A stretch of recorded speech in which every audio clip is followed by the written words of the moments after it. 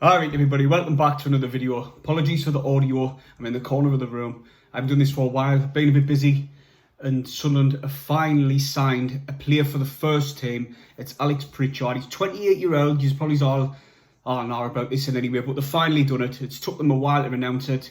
They've been very quiet regarding players coming into the club, and this player excites me. I know his record and his history, if you look at it, it's not the best. But I was talking to a Huddersfield supporter on social media, and he was saying there's a good player there. He's very talented. It's just when he was with Huddersfield, he seemed to be just wanting to sit on the bench and collect the wages. Which, if he's come to Sunderland, obviously he's coming with a wage cut, not for a start. So he's not going to be getting the big money like he was there. This player was once, not long ago as well, £11 million, and the seasons, a couple of seasons before that, he was 8 million. I think it might be in the season before that.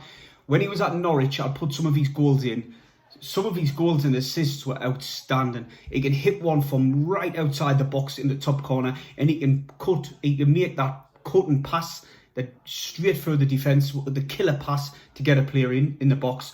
So for me, this is a fresh start for Alex. He's going to try and revive his career at Sunderland, so to speak. When he was at Norwich and Brentford, he was a really good player. His goal score, I think he got 12 goals in 45 games for Brentford. But like I say, for Huddersfield, it was like 3 and 80, which is not the best. But he did have big, long periods where he was out injured. But for me, this is a good player to sign. It's one who's going to be probably gone into the first team. In the midfield, there's a lot of positions not up for grabs. Like there's a lot of players to fit into them positions. So Lee Johnson's gone have a headache on his hands. He's got the likes of Hawks, Diamond, Elliot Embleton's been promised a chance. Winchester. There's a lot, and I've missed 09. He's meant to be going back into the midfield, which we're signing a contract. I guarantee that was probably one of the key factors in him signing a new deal, is that he plays in the midfield, his favourite position. But for me, Sunderland have been very, very slow. They did see it. KDL, Lee Johnson, all of them, they did say that they weren't going to panic buy. That's what come out of their mouths. So you tell me why they're leaving it so late. I know there's under 4 weeks. That's not a long time for the players to gel together. The new players come in need to gel as well. We apparently still need to get rid of a few players. Greg, is he going to give another chance at Sunderland? You never know. But we would obviously need another striker. I'm assuming Sunderland will be looking at Joe Pigott, because there was a few rumours on social media, credible sources, if you want to call them that, we're seeing that Sunderland were interested in him. But Sunderland have been interested in a lot of players and nothing's come of it. Viv Solomon Otterbo from Wigan, what's happened with him? Well, apparently heavily linked with him, and nothing's come of that yet. And do you know what? We need to start making a move, because Sunderland being Sunderland, they're leaving it late, like they do every window, and we'll play catch up.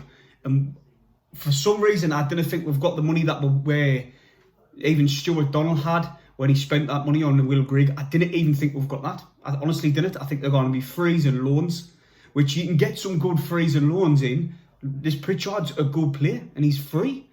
Only a couple of seasons ago, he cost £11 million. You've got to understand, if a club's going to pay £11 million for him, and then the club before that paid 8, there's a player there just waiting to come out. You know what? He's going to revive his career at Sunderland. This is his fresh start, second chance at it. Bite of the cherry, as they say. So I just hope he can hit the ground running, because we need him. We absolutely need him desperately. As when the next pre-season game come in, we're left thin already. We need defenders in. Denver, we're still waiting on Denver Hume.